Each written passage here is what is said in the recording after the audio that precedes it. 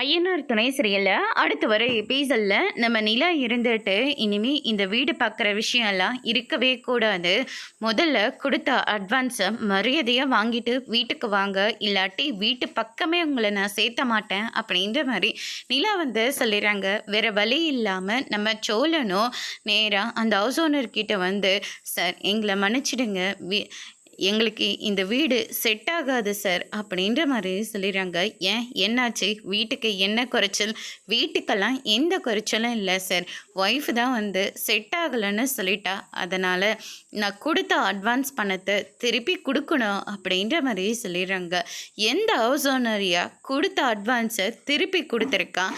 அதெல்லாம் கொடுக்க முடியாது அப்படின்ற மாதிரி சொல்லிடுறாங்க. நிலா இருந்துட்டு சோழனுக்கு வந்து ஃபோன் பண்ணுறாங்க.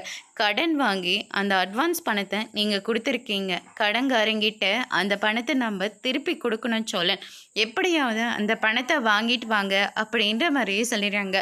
சோழன் வேறு வழி இல்லாமல், உங்கள் காலில் கூட நான் விழுறேன் சார், டோக்கன் அட்வான்ஸை திருப்பி கொடுத்துருங்க அப்படின்ற மாதிரி சொல்லிடுறாங்க. அதுக்கடுத்து தான் அவங்களும் இந்த மாதிரியெல்லாம் பண்ணாத, முதல்ல இந்திரியா மேலே அப்படின்ற மாதிரி சொல்கிறாங்க. பணத்தை திருப்பி கொடுக்குறதா சொல்லுங்க, நான் காலை விடுறேன் அப்படின்ற மாதிரி சொல்கிறாங்க.